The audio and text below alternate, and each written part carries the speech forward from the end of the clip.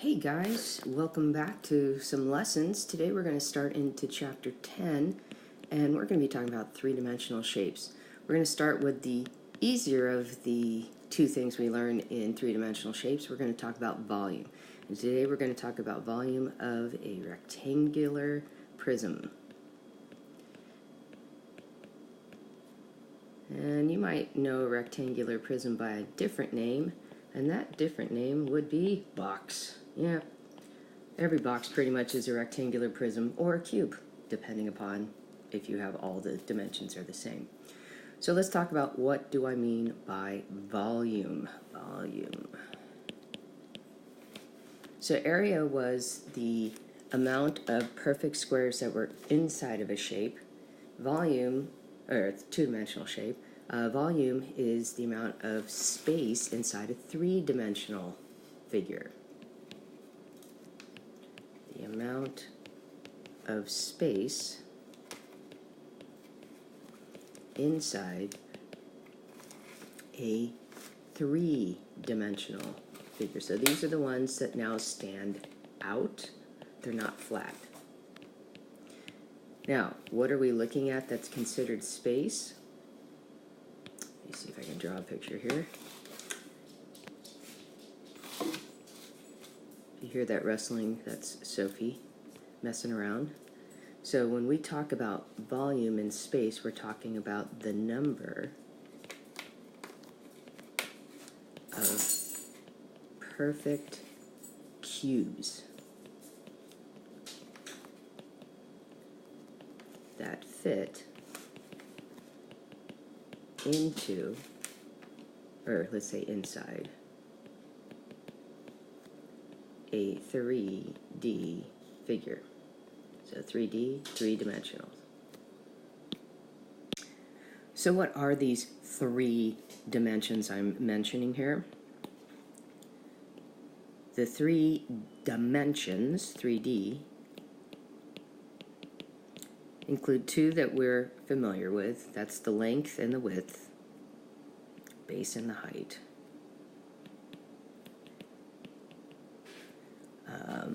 And then the next one is called depth. So I'm going to capitalize him. Depth. Now some people call him height as well. So I know it gets a bit confusing because your flat surfaces have heights, and then the height is the distance the shape is off of the ground, so to speak. Okay? So for this particular shape, we're talking about the length, width, depth, or height of a rectangular prism.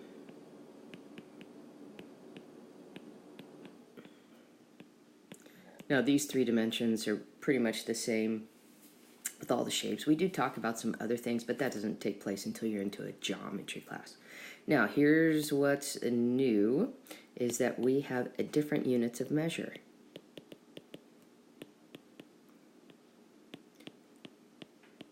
So when we were talking about perimeter, we had like feet. When we were talking about area of a two-dimensional shape, we had feet times feet, or feet squared. But now that we're talking about a three-dimensional shape, we have feet times feet times feet, or what we call cubic for cube units. So, and we can also write it with an exponent 3, but we read the same, cubic units. So last thing I want to talk about is what is exactly a rectangular prism. Now notice we have a lot of vocab here, and we've talked multiple times about how if you don't understand the language, you're going to have a hard time doing the math. So if you need to, you make flashcards, right? I think I've told you guys before, in my geometry class, they had to make flashcards for every chapter, and when we were starting an overall new concept, there would be upwards of 30 words in that chapter that were new, okay? And then subsequent chapters that kind of related back to that first one, the number of vocab words would be fewer. But it's a language that you have to learn. So rectangular prism, what makes it a rectangular shape is rectangle, and then what makes it a prism is what we're going to talk about as well. So it's a three-dimensional shape, three-dimensional figure.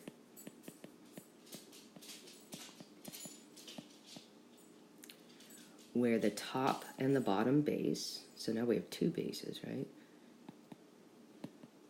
And I'll draw a picture of it too. Top and bottom base are congruent.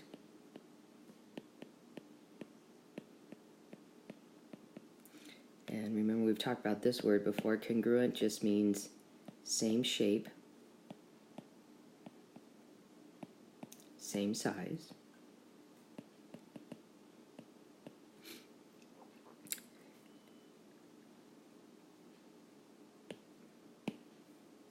Are congruent and parallel, means they'll never touch each other, rectangles. Okay, now the sides of this three-dimensional shape may also be rectangles, and they could be squares as well. Okay, now that's always going to be true about prisms. They have a flat top and a flat bottom. Okay, always. Even if the base shape is a triangle, it's still a flat top and a flat bottom. So let me draw a picture of a rectangular prism. And you're going to see how I make them. So I start with a front-facing rectangle, draw some diagonal lines, connect them up. So we get a 3D effect. To see through my shape, I have my Superman vision going on. So now you can see all the way through my box. So what I'm going to do is color the top and the bottom. And those are called the bases. So we have rectangular bases. You can do a lot of drawing today. Okay, so there's two of them. And then you have, in this case, rectangular sides. So remember, with shapes, squares are considered rectangles as well. And we have, and I'm just going to put kind of X's on them. 1, 2, 3, and then in the front, 4. We have 4 rectangular sides. So altogether, every rectangular prism has 6 sides. Okay, and they're all rectangles. Okay, all right, so I'm going to go to my next screen and we're going to get into the business of our notes title, volume. How do we figure out volume? So we have a generic formula that works for the volume of any prism. So it doesn't matter what base shape we have, it follows this basic pattern. Now you're going to see some letters that look familiar, but I'm going to write them differently. So when you guys started writing your area formulas and using capital letters, technically you were wrong. The volume of any prism is big B times big H. Okay, so what does that mean? Well, the V stands for volume. Okay, that's pretty obvious. The B doesn't stand for the base, it stands for the area of the base. Okay, that's the important distinction here, is that the big B stands for the area of the base. Okay, and what does H stand for? Yeah, it stands for height, but it's not the height of the base. It's not the height of the rectangle. It's the height of the prism.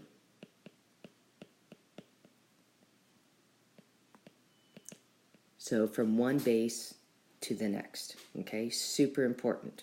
Okay, so let's talk specifically about what would be the area formula, or the volume formula for a rectangular prism. So we're going to substitute in those values. So the volume of a rectangular prism, oops, I spelled that funny,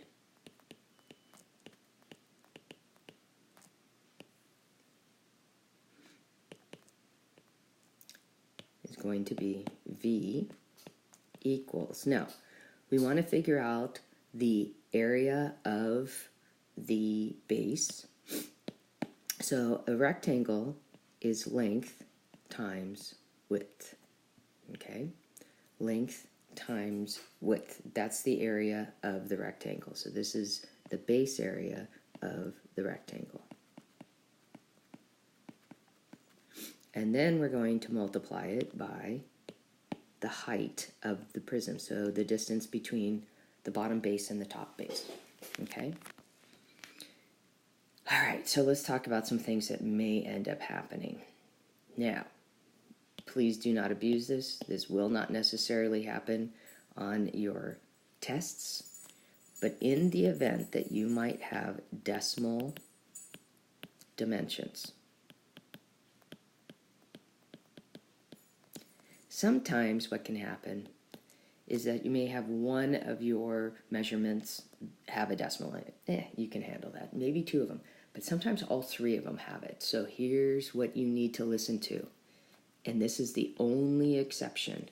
If all three dimensions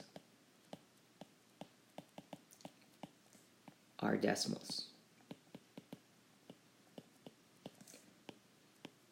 you may use a calculator, but show all work. So in other words, the only thing that the calculator is going to do is to do the multiplication, but you are going to show me step by step what you would do if you did it out by hand. You know you can't multiply three things at one time, okay? Now, often they're going to ask you to round, so you'll pay attention to the directions, but generally it's going to say round to the nearest tenth.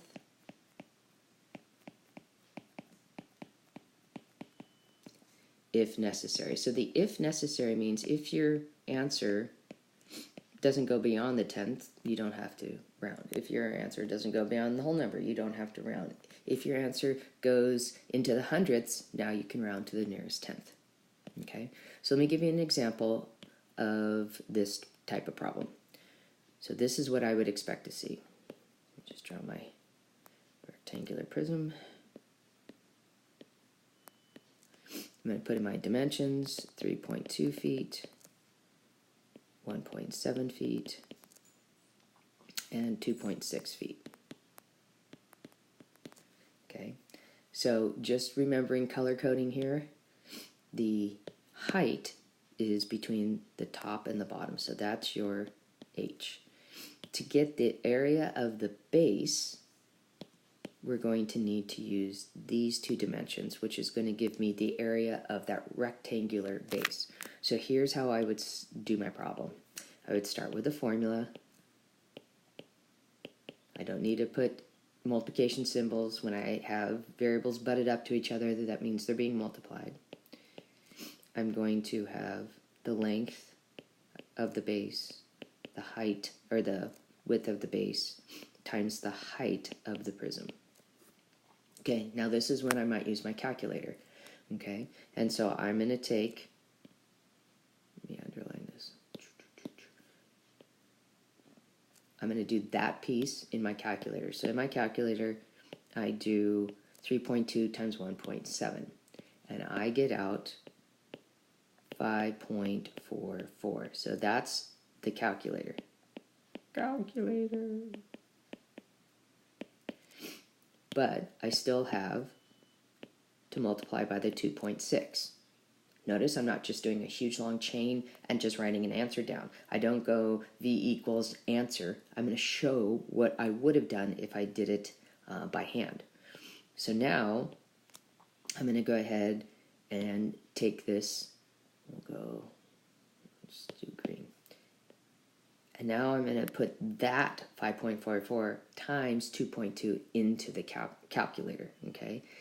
And I get 14144, so 14.144 thousandths, okay? Now, the directions say round to the nearest tenth if necessary. Well, I do go beyond the tenths column, so it is necessary for me to round this. The 4 is not big enough to change the number. Now, notice what happens. I don't say equals anymore. I say about. So this is an estimation, so it's not an equal sign. So I get 14.1, okay? So then I would write out the volume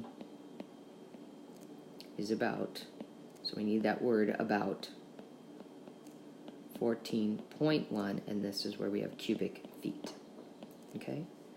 So make sure you have that about, okay? And there's the answer. All right, let's do some practice problems. So we're using calculator on this problem twice, okay, to help speed up the process. But not all your problems are going to require that, okay? Let's do 3 examples. And just like with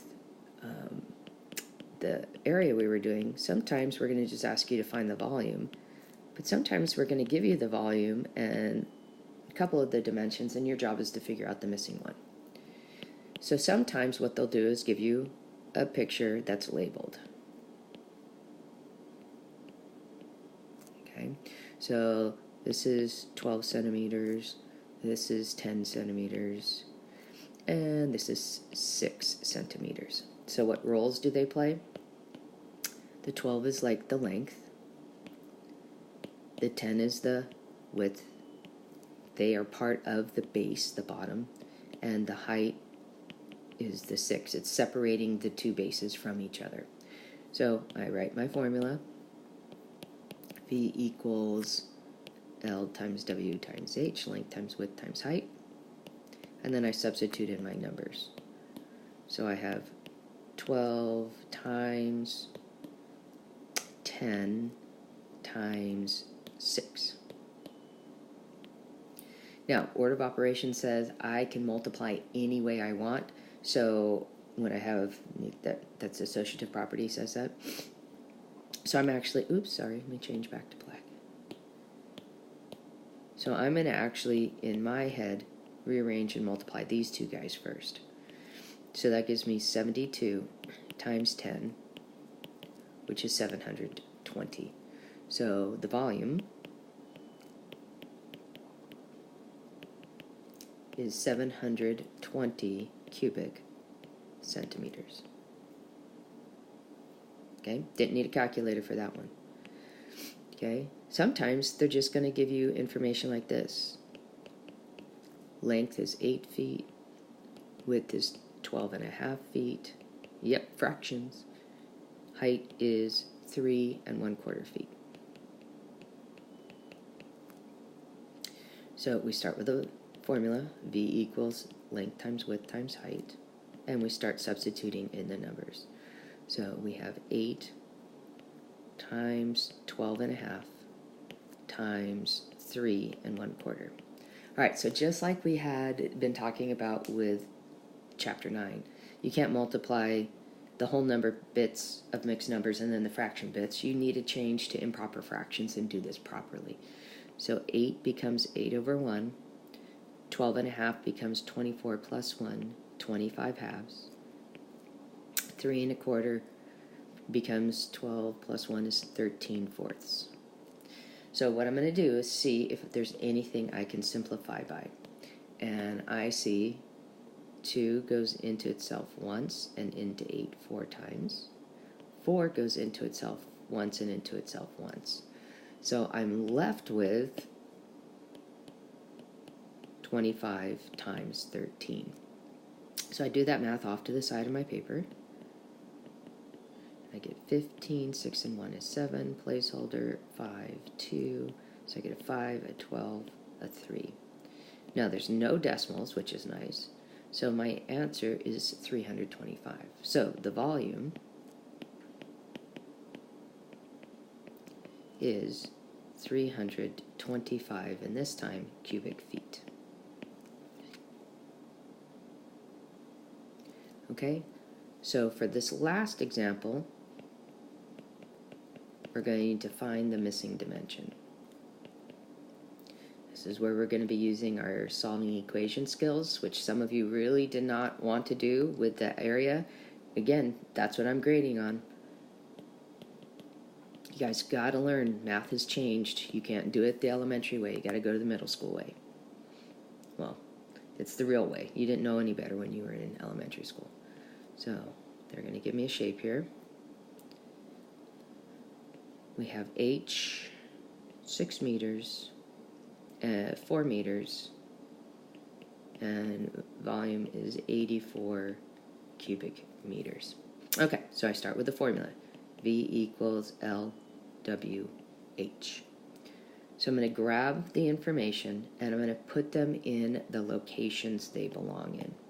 So 84 is going to take the place of V. 6 is going to take the place of L. 4 is going to take the place of W. And H is just H. Actually, let's just do lowercase h. Bam. Okay, so I'm going to start doing math that I know to do. 84 just hangs out for a while. 6 times 4 is 24. H. So how do I get h alone? Well, the inverse of multiplying by 24 is to divide by 24. Okay, so off to the side of my paper, I'm going to do that calculation. Or, you know what, let's do this an easier way. Why not just try to simplify first? Yeah, then I don't have to worry about all those crazy numbers. So let's think about this. Let's see, they're both even. I can divide out of 2. 2 goes into 84 42 times. 2 goes into 24 12 times. They're still both even, so I divide out another 2. 2 goes into 42 21 times. And 2 goes into 12 6 times. Now this is where you have to be super smart. Guess what? Stinky 3. We're going to divide a 3 out of each of them. So here I divided by 2. Here I divided by 2. And here, I'm going to divide by 3. And I end up with 7 halves. Guess what? We're not going to leave the answer as 7 halves. We're going to change that back into a mixed number. So 2 goes into 7 3 times, and there's 1 left over. So we would say the height of the prism